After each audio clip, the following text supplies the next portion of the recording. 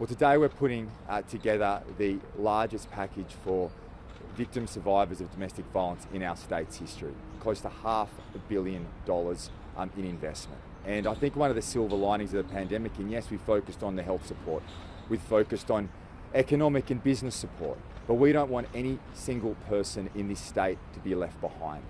There is no person, no woman, no children who should suffer domestic violence and live in those environments.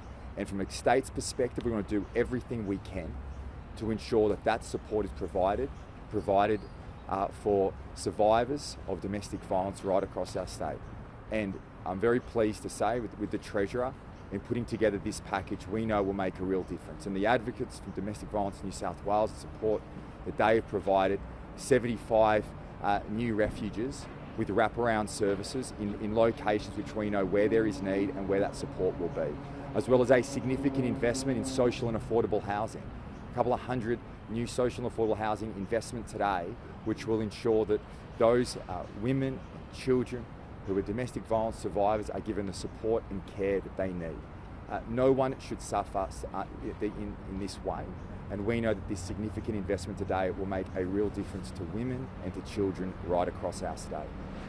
There's been a lot of investment during this pandemic, and what I've been proud of as part of this government, as Treasurer and now Premier, is that we've dealt with the pandemic as issues have arisen. We've dealt with the health crisis, we've dealt with the economic crisis, but our investments have not just been limited to that.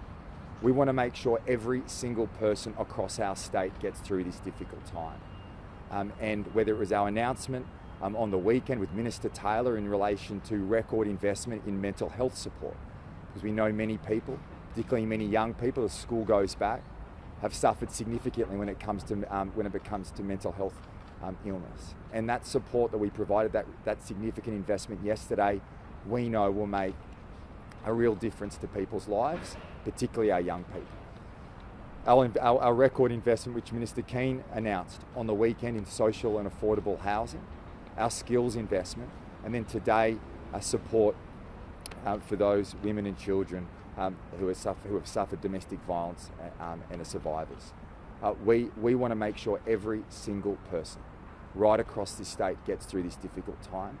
The role of government continues, and I think the silver lining of this pandemic will be the significant support we provided and the opportunity that this investment, these are big numbers, but more importantly, they will have real impact on women and children across the state. So I want to particularly thank Annabelle and the support from Domestic Violence in New South Wales, because advocacy outside government is crucial.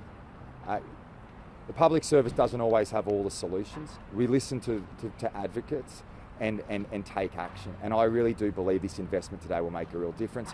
I want to thank the Treasurer because without his support, without this investment, we could not make this possible. So it's been a team effort, and I think today is a very important day in our state's history.